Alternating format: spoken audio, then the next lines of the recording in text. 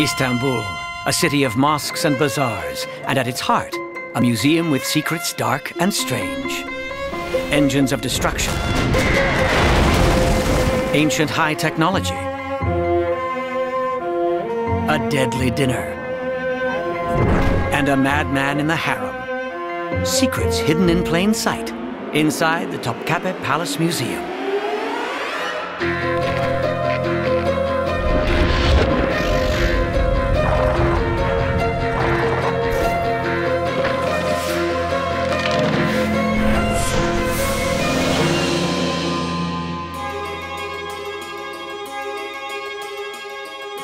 At the nexus of Europe and Asia, Istanbul is the gateway to the Middle East. On a hill overlooking the city stands a magnificent museum visited by 2 million people every year. They come to marvel at opulent treasures in what was once a sultan's palace named Topkapi. In Arabic, Topkapi means cannon door.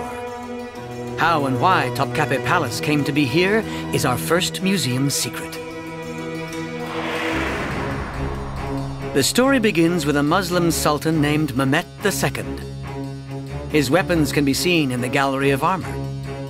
This object is one of the most beautiful examples of the classical Turkish sword design. If you see it as a little curve, this sword tells us that he was a warrior king. In 1453, at the age of 23, Mehmet commanded a vast Islamic Ottoman Empire. But at its center, where Istanbul stands today, was the Christian city of Constantinople, the last remnant of the Byzantine Empire. Its location on the Bosphorus Strait gave it control of trade between Europe and the East. And over 1,000 years, its surrounding walls had thwarted 23 would-be invaders. The walls of Constantinople were absolutely extraordinary. There was nothing like them in the medieval world.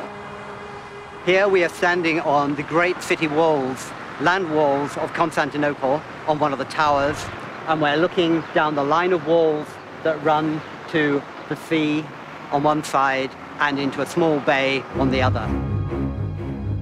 The bay is called the Golden Horn, and in times of war, a great chain was stretched across it to keep out enemy ships.